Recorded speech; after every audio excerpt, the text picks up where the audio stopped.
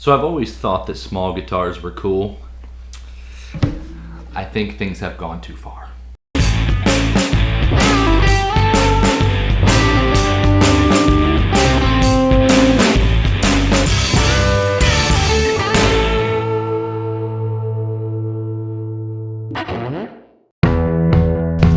What's up, old souls? This is Reed Everyman Vintage, and welcome to episode number 3 of Storied Sounds, where we look at vintage guitars and vintage instruments through the lens of the stories they bear, not so much the price tag that they carry.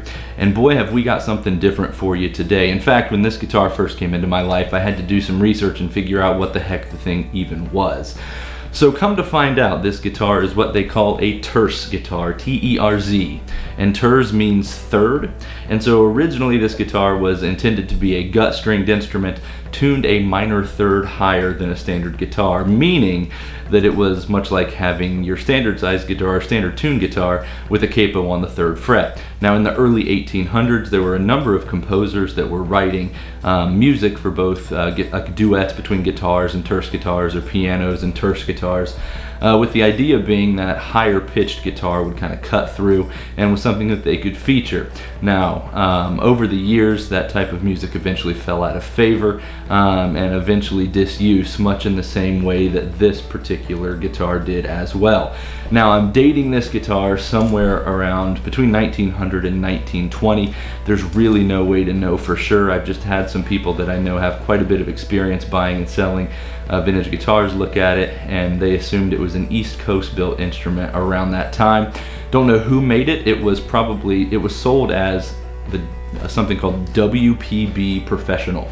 Try to get a shot of the label, but that's what it says on the inside, and other than that there's no identifiable markings. Now by the time this guitar came to me, it had quite a number of issues. When I got it, the treble side lower bout on the top had completely separated from the sides, and that kind of unique purfling had broken away. Lots of it was gone. The back where it meets the side rim there at the bottom was also kind of cracked and arched up in a bad way. Somebody had taken the original bridge, which presumably was a pyramid bridge, off. They'd put a movable banjo style bridge on there and a tailpiece at some point, and someone had also, rather than setting the neck when it needed that done, they decided to shim the fingerboard instead. I do also believe someone has added some inlays on the fretboard and things of that nature throughout its lifetime. And finally, the guitar's top was caved in just a little bit in the middle near the sound hole.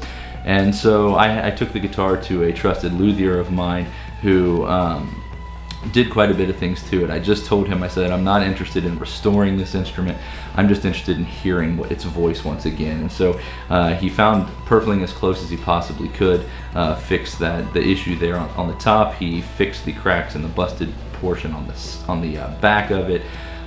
He actually took the tailpiece off and fashioned a pyramid bridge out of ebony and put a bone nut and saddle on there, and he did his best to kind of fit that bridge over top of the footprint of the ugly repairs that were done under it beforehand. And so that's why it looks a little bit oversized, but to be quite fair, pretty much anything on this guitar is going to look oversized given its diminutive stature. So I got the guitar at auction. A friend of mine was deciding that he was going to move on with his life and do something a little different. He was selling his business and a lot of his musical belongings, and so I went to the auction, and as I was there, this little guitar was in the basement of his house and was garnering a fair amount of interest. Although everyone was saying, hey, that's a cool guitar, might be something that'd be fun to get. However, everyone was of the opinion that it would be far too expensive to bring back to life and bring back to playable condition than it would actually be worth. So they were essentially saying the guitar was totaled. And that may be, but you know, here at Everyman Vintage, we're more interested in the sound and the story than we are necessarily how it's worth and how much it's worth. And so this particular guitar I bought for $70. And even though it was pretty rough, it didn't take that much money in order to get it back into playing order. So this guitar has an Adirondack spruce top, which was reinforced with a brace from a 1920s Martin. My repairman had an old top that was busted and things like that laying around his shop, so he used that wood, so he wasn't putting something new in there that might shrink or whatever at a different rate than the old wood of that guitar would. So it's got that Adirondack spruce top. It's got a beautiful Brazilian rosewood back and sides. We're not talking the new kind of swirly stump cut stuff you see nowadays. It's nice straight grain Brazilian rosewood, and that's one of the things that really attracted to me initially. It's got a mahogany neck and an ebony fingerboard. And so I just took the guitar to him, asked him to get it playable again, and he did exactly that. And so I can just remember sitting down in his shop the first time, strumming a couple chords on it, and he was like, wow, the thing sounds way bigger than I ever anticipated it, and it sounds way bigger in front of it than it does behind it. And so with that, I'd like you to hear what this guitar sounds like once it was brought back to life. It's kind of surprising.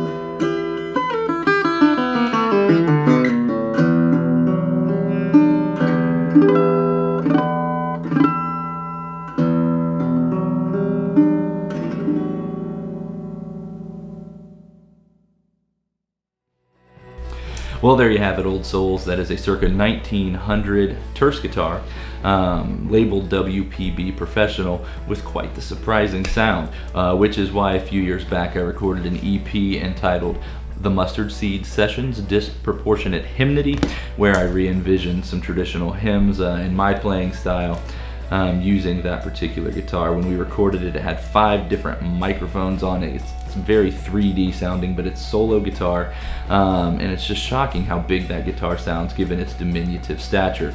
So a few years back I sold that project and sold that CD rather, and was using the proceeds of that to help support a local charity. It's just a really cool guitar. I was really wanting to hear its voice sing again, and I'm glad to be able to share it with you now. I hope you've enjoyed this video. Please like and subscribe, hit the bell button to make sure you are being notified of when I post new videos. Got tons of killer stuff coming your way, and I'd hate for you to miss it. So thanks again for tuning into Storied Sounds. From Everyman Vintage, I'm Reed. Thanks for watching.